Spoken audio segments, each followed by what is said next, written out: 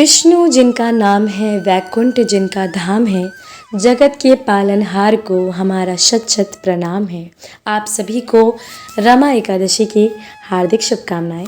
आप सभी का स्वागत है मेरे YouTube चैनल भक्तिपीडिया पर। रमा एकादशी बहुत खास है क्योंकि भगवान विष्णु को कार्तिक मास और एकादशी दोनों ही प्रिय हैं। रमा एकादशी दिवाली से पहले मनाई जाती है।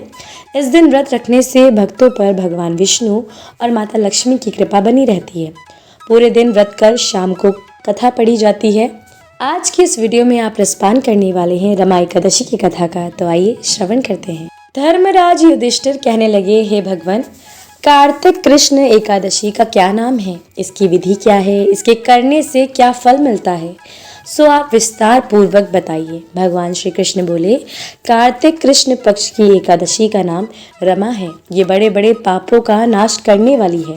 इसका महात्म्य मैं तुमसे कहता हूँ, ध्यान पूर्वक सुनो। ये राजन, प्राचीन काल में मुचुकुंद नाम का एक राजा था। उसकी इंद्र के साथ मित्रता थी और साथ ही यम, कुबेर, वरुण और विभीषण से भी उसके मित्र थे। ये राजा बड़ा धर्मात्मा, विष्णु भक्त और न्याय के साथ राज करता था। उस राजा की एक कन्या थी जिसका नाम चंद्रभागा था। उस कन्या का विवाह चंद्रसेन के पुत्र शोभन के साथ हुआ था। एक समय वह शोभन ससुराल आया। उन्हीं दिनों जल्द ही पुण्यदायिनी एकादशी यानी रमा एकादशी आने वाली थी। जब व्रत का दिन समीप आ गया तो चंद्रभागा के मन में अत्यंत सोच उत्पन्न हुआ कि मेरे पति अत्यंत दुर्बल हैं और मेरे पिता की आज्ञा अति कठोर है। दशमी को राजा ने ढोल बजवा कर सारे राज्य में ये घोषणा करवा दी कि एकादशी को भोजन नहीं करना चाहिए। ढोल की घोषणा सुनते ही शोभन को अत्यंत चिंता हुई। वो अपनी पत्नी से कहा कि हे प्रिय, अब क्या करना चाहिए? मैं किसी प्रकार से भी भूख सहन नहीं कर सकूंगा। ऐसा उपाय बतलाओ कि जिससे मेरे प्राण बच सके, अन्यथा मेरे प्राण अवश्य चले जाएंगे।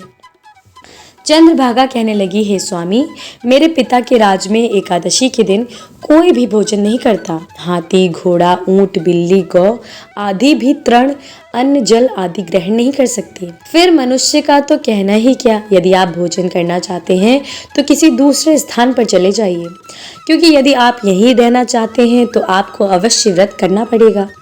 ऐसा सुनकर शोभन कहने लगा, हे प्रिय, मैं अवश्य व्रत करूंगा। जो भाग्य में होगा वह देखा जाएगा।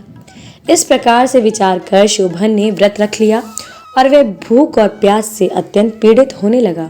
जब सूर्य नारायण अस्त हो गए और रात्रि को जागरण का समय आया, जो वैष्णवों को अत्यंत हर्ष देने वाला था, परंतु शोभन के लिए अत्यंत दुखदायी हुआ। प्रातःकाल होते शोभन के प्राण निकल गए। तब राजा ने सुगंधित काष्ठ से उसका दाह संस्कार करवाया, परंतु चंद्रभागा ने अपने पिता की आज्ञा से अपने शरीर को दग्ध नहीं किया और शोभन की अंत्योष्टि क्रिया के बाद अपने पिता के घर में ही रहने लगी।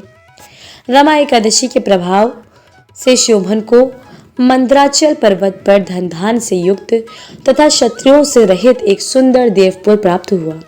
वह अत्यंत सुंदर स्फटिक मणियों से सुशोभित भवन में बहुमूल्य वस्त्राभूषण तथा छत्र व चवर से विभूषित गंधर्व और अप्सराओं से युक्त सिंहासन पर आरूढ़ ऐसा शोभामान होता था मानो दूसरा इंद्र विराजमान हो। एक समय मुचुकुंद नगर में रहने वाले सोम शर्मा नामक ब्राह्मण तीर्थ यात्रा करता हुआ घूमता घूमता उधर जा निकला। उसने शोभन को पहचान लिया और कहा, ये तो राजा का जमाई शोभन है। उसके निकट गया। शोभन भी उसे पहचान कर अपने आसन पर उठकर उसके पास आया और प्रणाम आदि करके कुशल प्रश्न किया। ब्राह्मण ने कहा कि राजा मुचुकुंद और आपकी पत्नी कुशल से हैं। नगर में भी सब प्रकार से कुशल हैं, परंतु हे राजन, हमें आश्चर्य हो रहा है। आप अपना वृत्तांत कहिए कि ऐसा सुंदर नगर जो न कभी देखा न सुना, आपको कैसे प्राप्त हुआ?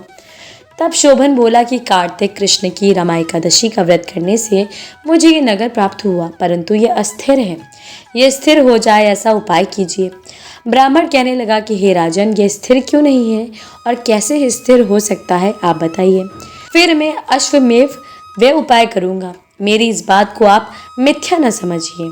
शोभन ने कहा कि मैंने इस व्रत को श्रद्धा रहित होकर किया है, अतः ये सब कुछ अस्थिर है। यदि आप मुचुकुंद की कन्या चंद्रभागा को ये सब वृत्तांत कहें तो ये स्थिर हो सकता है। ऐसा सुनकर उस श्रेष्ठ ब्राह्मण ने अपने नगर लौटकर चंद्रभागा से सब वृत्तांत कह सुनाया।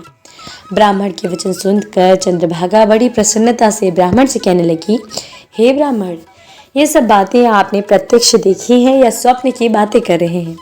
ब्राह्मण कहने लगा, हे पुत्री, मैंने महावन में तुम्हारे पति को प्रत्यक्ष देखा है, साथ ही किसी से विजय ना हो ऐसा देवताओं के नगर के समान उनका नगर भी देखा है। उन्होंने ये भी कहा है कि ये स्थिर नहीं है, जिस प्रकार वह स्थिर रह सके सो उपाय करना चाहिए। चंद्रभागा कहने लगी, हे विप्र, तुम मुझे वहां ले चलो, मुझे पतिदेव के दर्शन की तीव्र लालसा है। मैं अपने किए हुए पुण्य से उस नगर को स्थिर बना दूंगी। आप ऐसा कार्य कीजिए जिससे उनका हमारा संयोग हो, क्योंकि वियोगी को मिला देना महान पुण्य है। सोम शर्मा ये बात कहकर चंद्रभागा को लेकर मंदराचल पर्वत के समीप वामदेव ऋषि के आश्रम पर गया। वामदेव जी ने सारी बात सुनकर वेद मंत्रों के उच्चारण से चंद्रभागा का अभिषेक कर दिया। तब ऋषि के मंत्र के प्रभाव और एकादशी के व्रत से चंद्रभागा का शरीर दिव्य हो गया और वह दिव्य गति को प्राप्त हुई। इसके बाद बड़ी प्रसन्नता के साथ अपने पति के निकट गई। अपनी प्रिय पत्नी को आते देखकर शोभन अति प्रसन्न हुआ और उसे बुलवाकर अपनी बाईं तरफ बिठा लिया।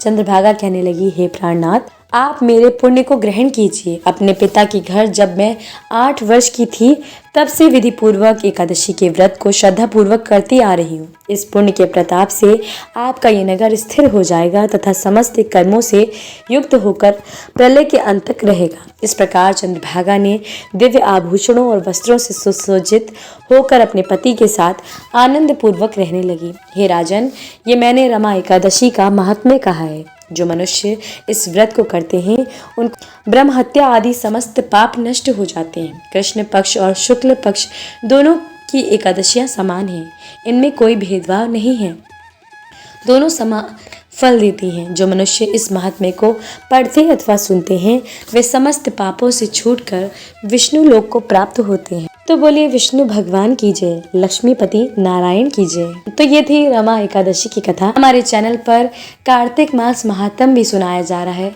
तो आप उनको भी जरूर सुनिएगा। अगर आपको ये वीडियो पसंद आया है तो वीडियो को लाइक ज़रूर कीजिएगा। अगर आप मेरे चैनल पर पहली बार आए हैं तो चैनल को भी सब्सक्राइब कीजिएगा और हाँ, कमेंट में विष्णु भगवान की जय लिखना बिल्कुल मत भूलिएगा। ओम नमो नारायण। श्री